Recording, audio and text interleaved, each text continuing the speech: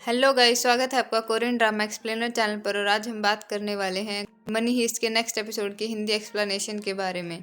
इस एपिसोड की शुरुआत वहीं से होती है जब यून कमरे से इधर उधर झांक रही होती है। उसे इधर उधर झांकता देख वो वीआईपी लड़की उससे पूछती है कि तुम क्या कर रही हो, तुम्हारे दिमाग में क्या चल रहा है। यून कहती है कि कुछ भी तो नहीं, मैं तो वैसे ही बैठी हूँ। वीआईपी लड़की कहती है बताकर तो देखो, शायद मैं कुछ मदद कर दूँ। यून उसे सारी बात बता देती है। तभी रियो स्क्रीन पर देखता है कि वीआईपी लड़की कैमरा के सामने कूद रही है। वो अंदर जाकर देखता है और पूछता है कि तुम क्या कर रही हो। वीआईपी लड़की कहती है मुझे वॉशरूम जाना है। रियो उसे वॉशरूम ले जाता है और पीछे से यून डायरेक्टर के ऑफिस में चली जाती है। वो वॉशरूम में टाइम लगाती है, इधर यून ऑफिस में स्मार्ट वॉच ढूंढ लेती है। वॉशरूम से बाहर आने के बाद वीआईपी लड़की रियो को किस करने लगती है। वो दोनों किस कर रहे होते हैं और यून स्मार्ट वॉच से बाहर फोन करने की कोशिश करती है, लेकिन तभी वहां डेनवर आ जाता है। डेनवर पूछता है कि तुम क्या कर रही हो। यून कहती है कि मैं खाना ढूंढ रही थी। दूसरी तरफ वीआईपी लड़की रियो की गन उठा लेती है और उसकी तरफ कर लेती है। वो उसे डराने लगती है। रियो को गुस्सा आ जाता है। वो कहता है कि गोली मारो, मुझे गोली मारो। वो गन चला देती है, लेकिन गन में सेफ्टी लॉक लगा होता है। रियो ये देख चुका होता है और इसलिए गन चलाने के लिए कहता है। इसके बाद वो गन वापस लेता है और सेफ्टी लॉक खोलकर उसे डराता है। वो उसे घुटनों के बल बिठा देता है और गुस्सा करता है। इधर डेनवर कहता है कि मैं तुम्हारे लिए खाना ला ही रहा था। वो बहुत सारी चीजें उसके सामने रख देता है। यून कहती है कि मुझे थोड़ा सा गर्म दूध चाहिए। वो दूध गर्म करने जाता है। उसके जाते ही वो फोन करने लगती है, लेकिन तभी डेनवर वापस आ जाता है। उसे देखकर यून डर जाती है। डेनवर उससे सवाल करने लगता है। वो पूछता है कि तुम डर क्यों रही हो, तो यून झूठ बोल देती है। वो कहती है कि इस बच्चे का बाप डायरेक्टर और वो इसे अबॉर्ट कराना चाहता है। तभी वहां से रियो उस वीआईपी लड़की को लेकर जा रहा होता है। इधर पुलिस को सिग्नल मिलता है और वो चेक करते हैं कि ये सिग्नल किसका है। उन्हें पता चलता है कि ये डायरेक्टर युंग मिन की स्मार्ट वॉच का सिग्नल है। वूजिन कहती है कि ये कॉल इतनी जल्दी क्यों कट गई। कैप्टन कहता है कि हो सकता है लुटेरों ने उसे पकड़ लिया हो। वूजिन कहती है कि ये पता लगाने का एक तरीका है। ये कहते ही वो प्रोफेसर को कॉल करती है। वो प्रोफेसर के उस पर्सनल सवाल का जवाब देती है और उससे बातें करती है। उससे बात करने के बाद वो समझ जाती है कि उसे स्मार्ट वॉच के बारे में कुछ नहीं पता है। फ़ोन कट करने के बाद वो कहती है कि उसे नहीं पता कि अंदर स्मार्ट वॉच है, लेकिन हम अंदर कांटेक्ट कैसे करें। उनका आईटी एक्सपर्ट कहता है कि हम उस स्मार्ट वॉच पर मैसेज भेजेंगे। वो मैसेज पर क्लिक करेंगे जिससे बैक डोर ओपन होगा और हम वॉच को हैक कर लेंगे और वहाँ जो भी हो रहा होगा हम सुन पाएंगे। ये सुनकर वो लोग खुश हो जाते हैं और उसे काम पर लगा देते हैं। इधर डेनवर गुस्से में नीचे आता है और डायरेक्टर को पीट देता है। वो कहता है कि तू कितना घटिया आदमी है जो ऐसा काम कर रहा है। मौका मिलते ही यून वॉच को डायरेक्टर की पॉकेट में डाल देती है। डायरेक्टर को पीटने के बाद डेनवर उसके साथ रहता है और वॉशरूम में भी उसके साथ जाता है। इधर प्रोफेसर को लगता है कि अंदर कुछ गड़बड़ चल रही है। वो अंदर फ़ोन करता है और अंदर के हालचाल पूछता है।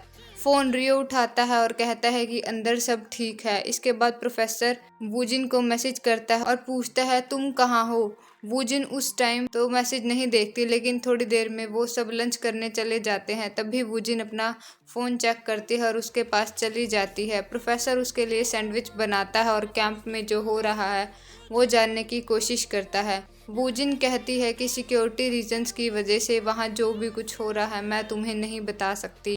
तभी उसके पास कैंप से फ़ोन आता है। वो बात करने के लिए बाहर जाने लगती है तो प्रोफेसर खुद बाहर चला जाता है। वो दरवाजे के पीछे छुप जाता है और बात सुनने की कोशिश करता है। वूजिन फ़ोन पर बात करती है। उसे पता चलता है कि स्मार्ट वॉच में कुछ हलचल हो रही है। वूजिन बात कर रही होती है और उसकी नज़र मिरर में पड़ती है।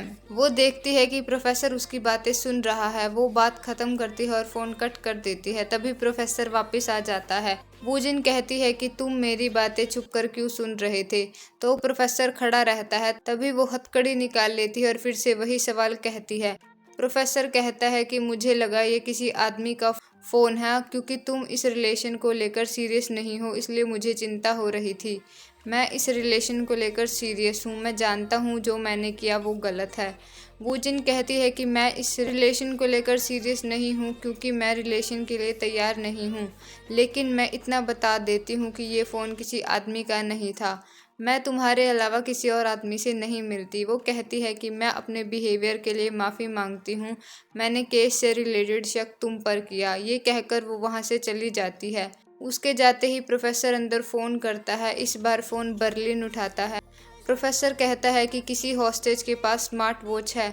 बर्लिन कहता है ठीक है, मैं संभाल लूँगा। वो ऑर्डर देता है कि सारे हॉस्टेजेस को इकट्ठा किया जाए। सारे हॉस्टेजेस को इकट्ठा किया जाता है। प्रोफेसर अंदर की सीसीटीवी फुटेज अपनी स्क्रीन पर देख रहा होता है। मौका मिलते ही डायरेक्टर स्मार्ट वॉच ओपन करता है और पुलिस का मैसेज देखता है। वो मैसेज पर क्लिक कर देता है और पुलिस को वहाँ की बातें सुनने लगती हैं।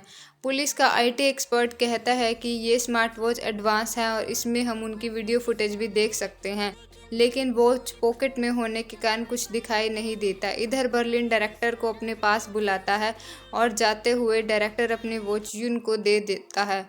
बर्लिन उसे स्कैनर देता है। वो कहता है कि यहाँ पर किसी के पास कोई डिवाइस है और उस इंसान ने पुलिस से कांटेक्ट करने की कोशिश की है। बर्लिन डायरेक्टर से कहता है कि जाओ एक एक हॉस्टेज को चेक करो। डायरेक्टर स्कैन करने लगता है। पुलिस डर जाती है कि हॉस्टेज की जान खतरे में है। डायरेक्टर भी डरता डरता यून तक पहुँचता है। वो उसे अच्छे से स्कैन नहीं करता और आगे बढ़ने लगता है। बर्लिन उसे वहीं रोक देता है और खुद वहां आ जाता है। वो खुद उसे स्कैन करने लगता है। तभी स्कैनर में आवाज़ आती है। वो कपड़ा उठाकर देखता है तो वहां लॉकेट होता है। बर्लिन आगे बढ़ने लगता है और तभी उसकी स्मार्ट वॉच नीचे गिर जाती है। बर्लिन उसे उठाता है और नीचे गिराकर चूर चूर कर देता है। पुलिस और सारे हॉस्टेजेस इस हरकत से डर जाते हैं। तभी प्रोफेसर कैंप में फ़ोन करता है। वो कहता है कि आपने फिर से झूठ बोला, आप हॉस्टेज से बात करने की कोशिश कर रही थी, ये गलत बात है।